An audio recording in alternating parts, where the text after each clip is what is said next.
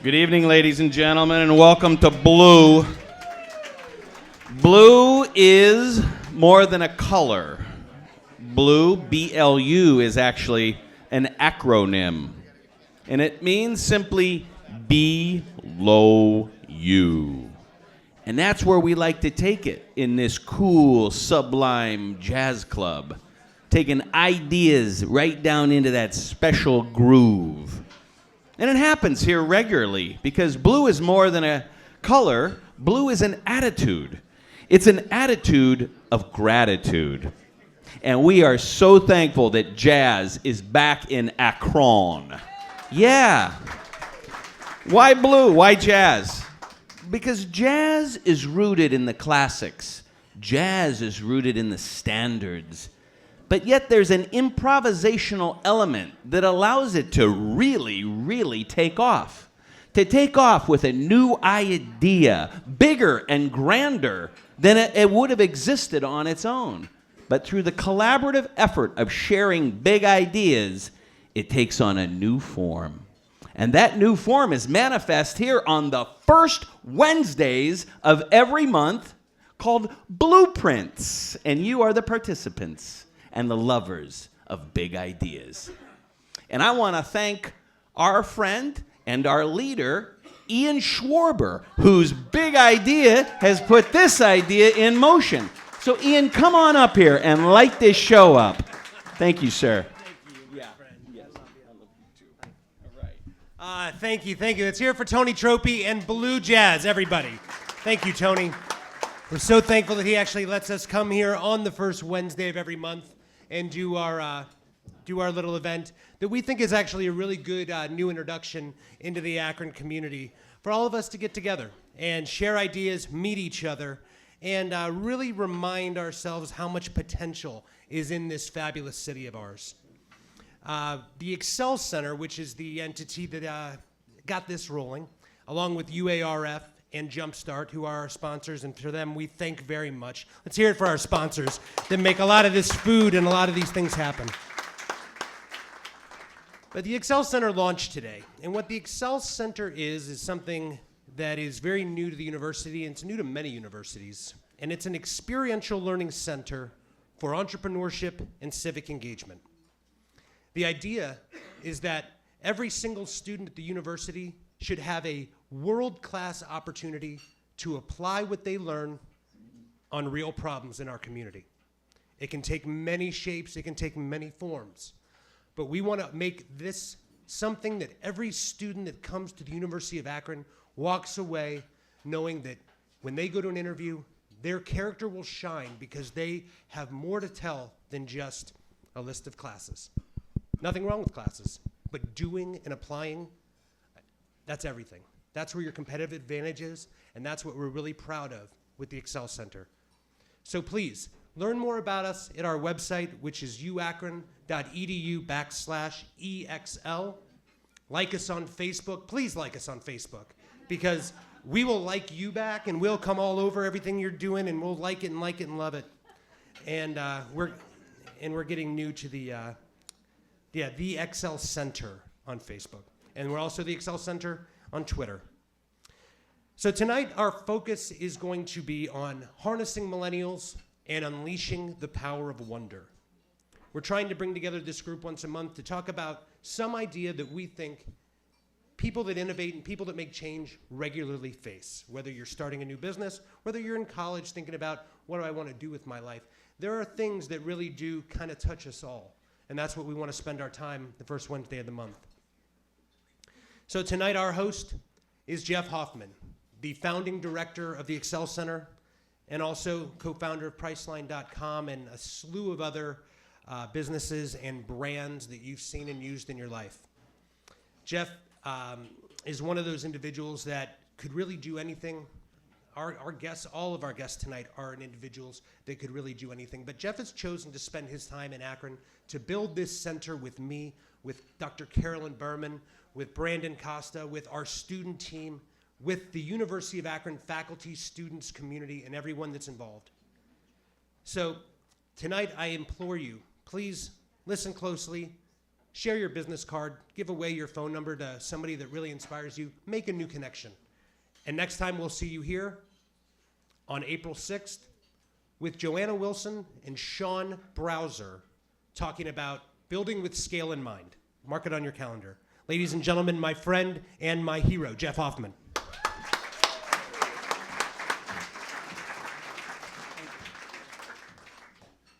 First of all, thank you guys again. We are thrilled to see such a turnout here. Actually, I can't see anything except the lights, but I know you're out there. So thank you all for joining us. So we are just really excited about having this opportunity to engage our community. So I want to jump right into what our topics are. We have 2 topics tonight and 3 guests. The 2 topics are the power of wonder and harnessing millennials. So let me talk about the power of wonder first and tell you why we chose that as a topic. We at the EXL Center are all about problem solving. We want people to go through life and leave an impact, make a difference, do something that matters with your life. And one of the things that I've noticed is that the people that do something that matters are the people that stop, look at a problem around them and wonder about it. They wonder how to change it. They wonder how it got there. I heard somebody say recently, it's not about thinking outside the box. It's about wondering who put a box there in the first place. How did a box even get there? Why do we have a box? People that wonder that way are the ones that make an impact. So I want to tell you a little bit of story, a quick story. This is actually, Ian asked me to give you, this is actually the TED Talk that I gave. So if you've already seen it, I apologize. But I want to tell you the story of how I really got to think about the power of wonder and why we want to address that topic. So for this particular day, I was in charge of a 5-year-old for the day. And I was going to take the day off to babysit a 5-year-old. If any of you have a 5-year-old, you've all been one, you know that 5 is the age of why. Everything you say, why? You need to put your shoes on, why? Because we're going outside, why? Because we're going to the store, why? Because we need groceries, why? Eventually, there's only one answer that stops a 5-year-old, and it's this: because I'm your mother and I told you so. By the way, the father version doesn't work because if you try that, they say, I'll ask mom. That's the only force that actually stops it. So I had a 5-year-old for the day.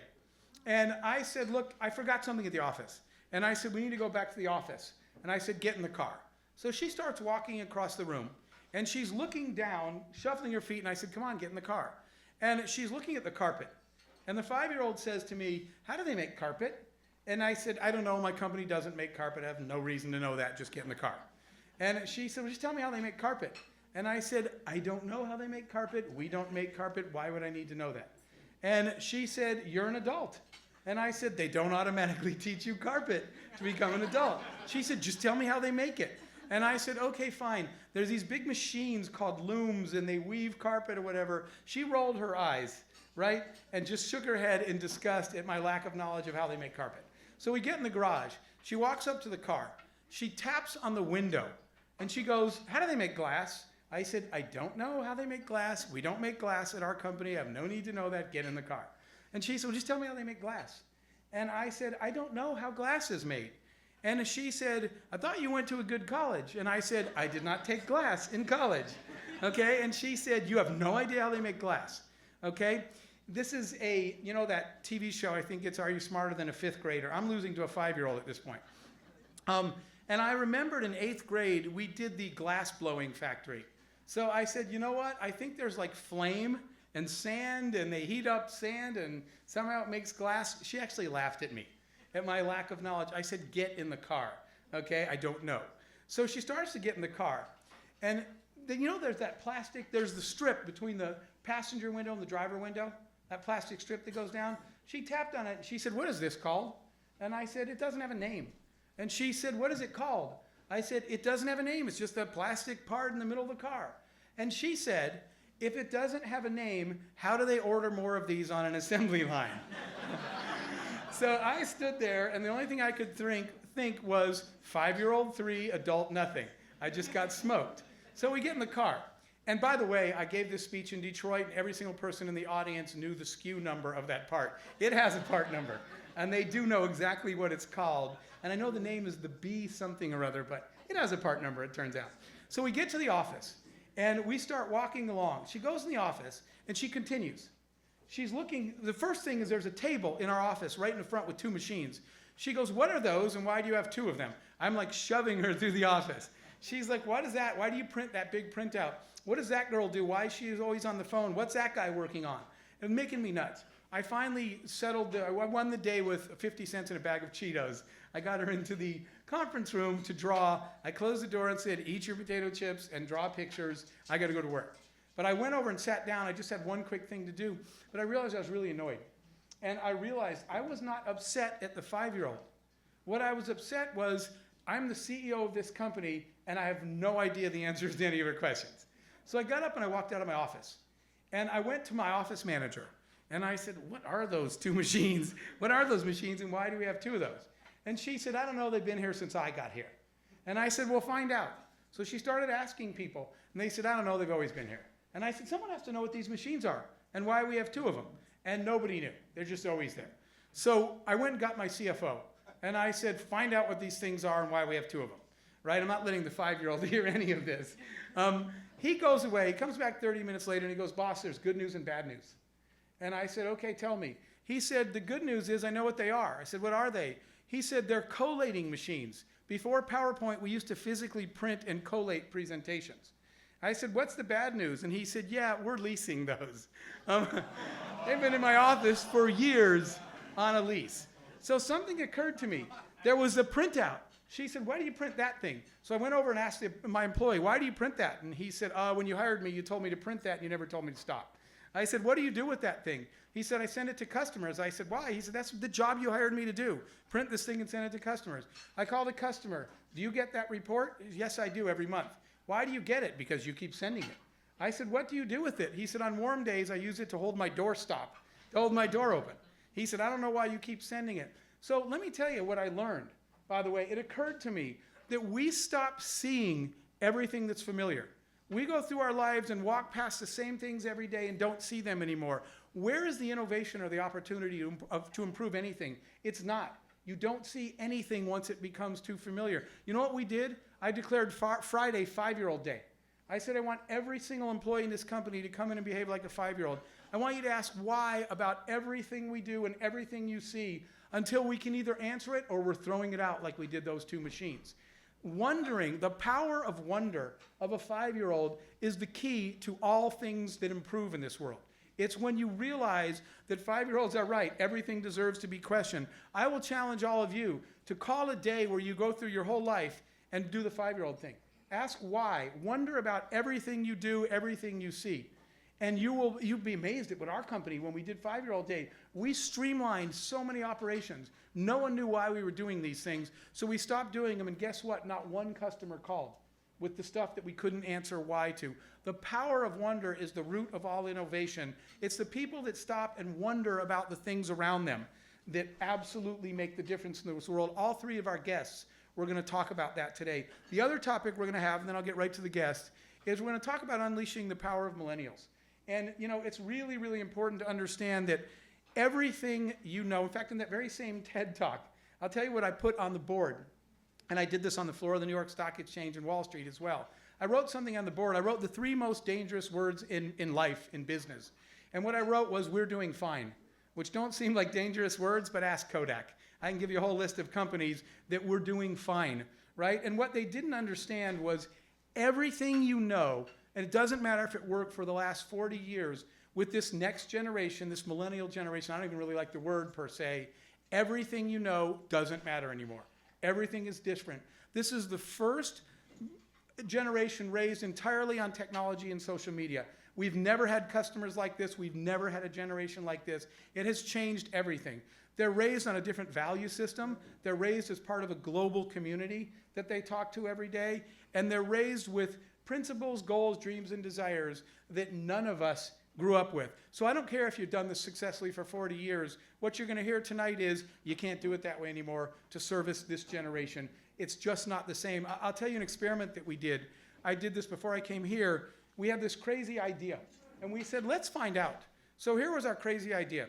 What if you charted a ship of millennials and sailed around the world to test two things? One was to test the island effect. If a ship at sea pretty much is an island. What if you put young people from all over the world together? What societies would they form? What problems would they solve? How would they relate to each other? Because previous generations wouldn't have even spoken to each other. This socially connected global generation, what would they do?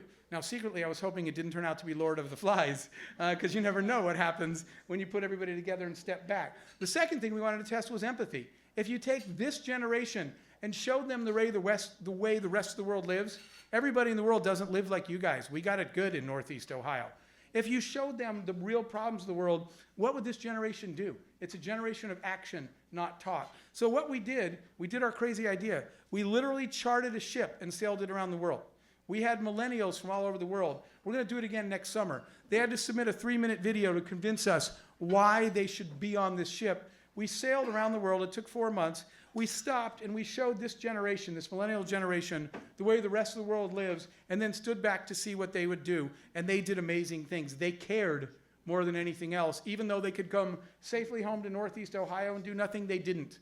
They said, we want to leave an impact. We want to make a difference. They formed teams and they created solutions.